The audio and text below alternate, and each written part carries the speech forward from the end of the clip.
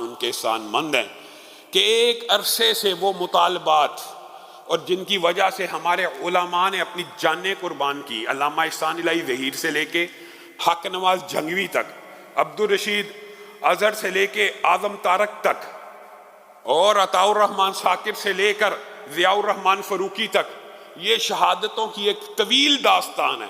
کس کاز کے لیے؟ یہی عظمت صحابہ کے لیے، اسی بل کے لیے ان شہداء نے قربانیاں دی، جد و جہد کی۔ اللہ کے فضل و کرم سے ایک عرصے کے بعد پاکستان کے قانون ساز ادارے نے اس بل کو منظور کر لیا ہے کہ آج کے بعد جو شخص توہین صحابہ کرے گا، توہین اہل بیت کرے گا، توہین امہات المومنین کرے گا، اس کو 2 سال 3 سال یا بیلیں نہیں لے لی جائیں گی، بلکہ اس کی سزا کتنی ہوگی؟ کم از کم 10 سال یا عمر قید۔ یہ بڑا خوبصورت ایک بل ہے۔